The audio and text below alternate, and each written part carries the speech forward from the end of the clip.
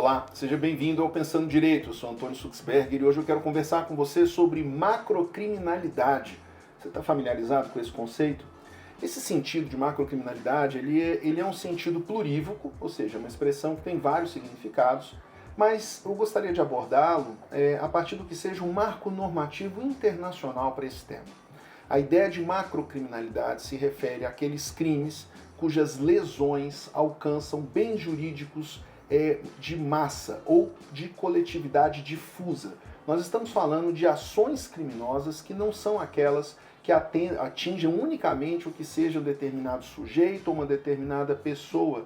São crimes que, por conta de suas repercussões, acabam trazendo aquilo que nós nominamos como efeitos vicariantes, efeitos que muitas vezes sobrepassam e muito ao que seja a identificação da vítima, subjetivamente considerado, ou mesmo são crimes cuja vítima tem um sentido difuso.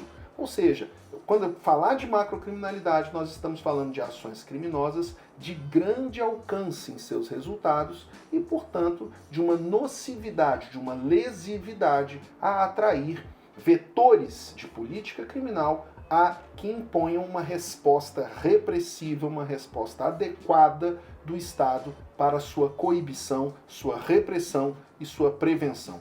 Vejam, eu usei 3 expressões: coibir, reprimir e prevenir.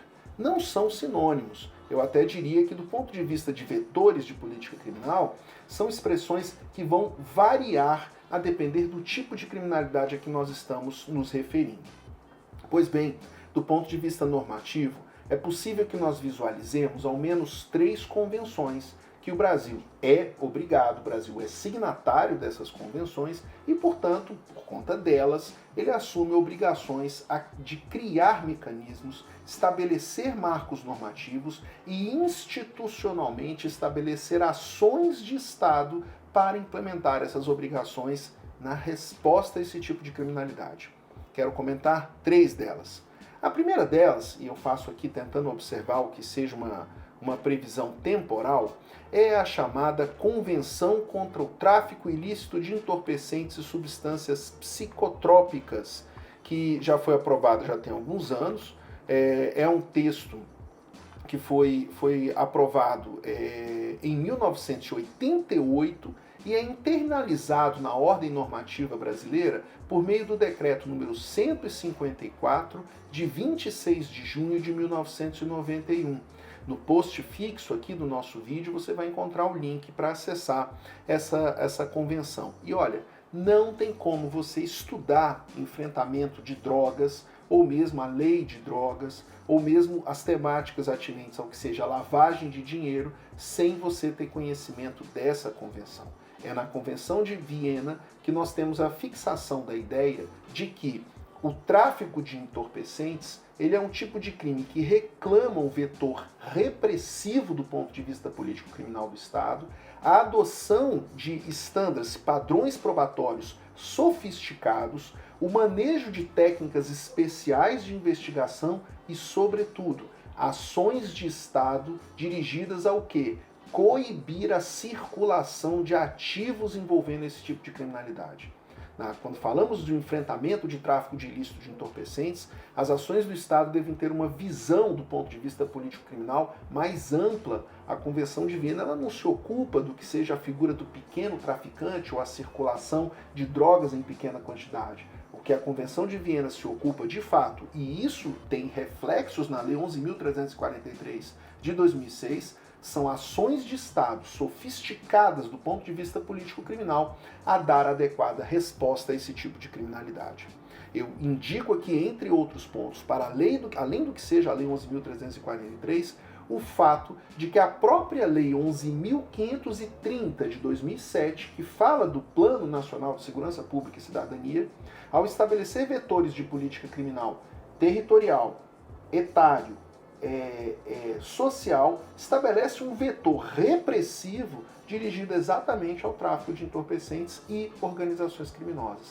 Então, atente a isso. As nossas leis, elas não surgem graciosamente. Elas derivam, em grande medida, dos compromissos assumidos internacionalmente pelo Estado brasileiro. O segundo marco normativo que eu indicaria a vocês é a Convenção de Palermo, A Convenção de Palermo, ela é formalizada no plano internacional justamente no ano de 2003. E ela é internalizada pelo Estado brasileiro por meio do decreto 5.015, de 12 de março de 2004. Olha, eu vou dar uma dica. Para estudar organizações criminosas e o regime legal de enfrentamento dessas organizações, todo mundo precisa partir do estudo da Convenção de Palermo. É mais importante entender as imposições da Convenção de Palermo do que propriamente tentar estabelecer uma evolução legislativa do Estado brasileiro. Porque nós tivemos já, desde a Lei 9.034 de 1995 e hoje a Lei 12.850 de 2013, com as importantes alterações que foram realizadas pelo chamado pacote anticrime, a Lei 13.964 de 2019. É na Convenção de Palermo que se encontra a obrigação dos estados de estabelecer técnicas especiais de investigação ou meios de obtenção de provas para a resposta adequada a esse tipo de criminalidade. Por exemplo, é na Convenção de Palermo que você encontra o mandado, a ordem, a exortação a que os estados deem tratamento normativo. Por exemplo, a colaboração premiada. Vejam só que interessante, na Convenção de Palermo nós temos lá a figura da chamada testemunha da coroa. Essa pessoa que se prestará como meio de obter provas em favor do Estado e, em contrapartida, como prêmio, ela receberá, sejam ações de imunização perante o Estado penal ou, no caso do Estado brasileiro, favores legais na fixação de sua pena, até mesmo com o favor máximo de não se ofertar a ação penal contra ela, ou seja, a nossa modalidade brasileira de imunidade no processo penal. Vale a pena conhecer e estudar. E o terceiro marco normativo de enfrentamento de macrocriminalidade, eu indicaria aqui a chamada Convenção de Mérida. A Convenção de Mérida, em referência a essa cidade espanhola, ela é aprovada no ano de 2005, pelas Nações Unidas. E ela é internalizada no direito brasileiro pelo Decreto 5.687, de 31 de janeiro de 2006. Diferentemente do que acontece com organizações criminosas ou mesmo no tráfico de entorpecentes e lavagem de dinheiro, o fenômeno da corrupção é um fenômeno a ser enfrentado a partir do que sejam preocupações com accountability, ou seja, o dever do Estado de render contas, democracia e controle social e controle no exercício das ações do Estado. Essa Convenção de Mérida, em grande medida, é a responsável por nós termos um fortalecimento de um conjunto normativo, como a própria Lei de Improbidade Administrativa, a Lei Anticorrupção e mesmo dispositivos, como, por exemplo, as leis que versam sobre acordo de leniência e outras questões. Não são sinônimos. É importante estabelecer a diferença entre eles.